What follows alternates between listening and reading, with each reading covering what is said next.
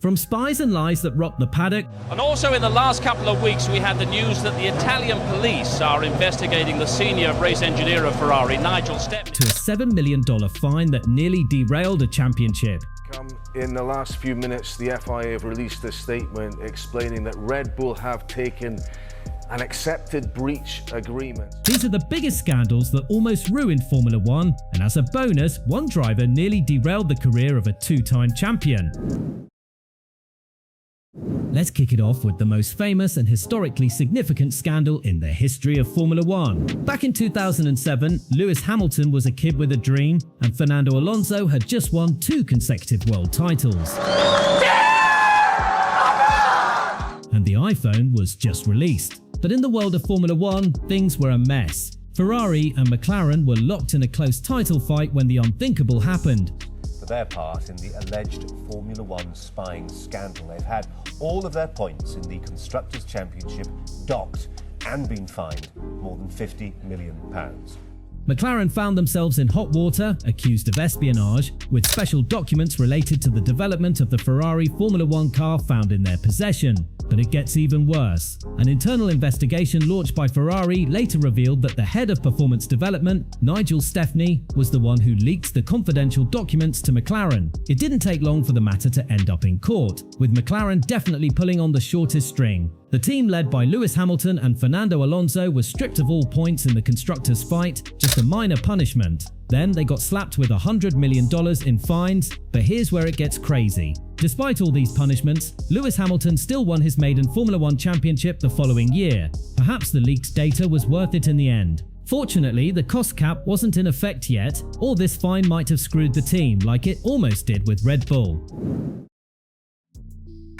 2021, perhaps the best season in modern Formula One history. 2 title protagonists were battling it out, eventually leading to Max Verstappen claiming his first driver's title. But winning the title isn't even the biggest controversy of the season. Since the cost cap was introduced for the season, each team only had a maximum of $145 million to spend. Unfortunately, Red Bull didn't listen, bringing upgrade after upgrade to continue pushing the Mercedes of Lewis Hamilton. Finally, a bombshell dropped. In the last few minutes, the FIA have released a statement explaining that Red Bull have taken an accepted breach agreement. Red Bull overspent by a whopping $1.8 million, citing catering and procedural oversights as the main reasons. The FIA reacted swiftly, giving the team a $7 million fine. But what hurt even more was the 10% reduction in aerodynamic testing time. Now, Verstappen still won the championship by a hefty margin in 2022. So, was the fine and punishment worth it? Let us know in the comments below, and please subscribe if you enjoy this kind of content. I'm sure when you think of Formula One, you assume races are won on the track. One driver overtakes the other, speeds off into the distance, and wins the race. Well, Michael Schumacher didn't play by anyone's rules. There we go. He goes in, he runs wide, and elects to take to the grass. He knows if he turned any more, he'd spin off. Had to take to the grass. He'd overtake Häkkinen after his spin, but earlier, something not caught on camera saw the German overtake another driver behind the safety car. The FIA deemed this a punishable offence, and the German was given a mountain to climb. He had the lead of the race and a 10-second stop-go penalty at the track with the longest and slowest pit lane in the world, Silverstone. A penalty would have dropped him almost out of the points, and the title fight was heating up, so Schumacher did the unthinkable. Oh, that means he'll win the race because he crosses the start-finish line to be... Understanding the rules and the track layout, the German dove into the pits on the last lap. He crossed the finish line and stopped in his pit box, but the race was already over. Despite a lot of outrage from fans and McLaren, the result stood, and Michael Schumacher was the ultimate winner of the 1998 British Grand Prix. Do you think Max Verstappen could get away with this in 2025? At least he'd go on to win the title 2 years later, creating a bit of a trend. Break the rules and you'll be a future champion. Unfortunately, Ferrari couldn't pull this off a second time. By 2019, one team was dominating the turbo hybrid era. Lewis Hamilton was fighting for his 6th world championship, and Charles Leclerc had just joined up with Sebastian Vettel at the Scuderia. Mercedes was still dominating, winning most of the early races, but midway through the season, Ferrari had done the unthinkable. Leclerc won at Spa and Monza, and it felt like a new hope had risen inside the Maranello team. At him today, Charles Leclerc has coped brilliantly.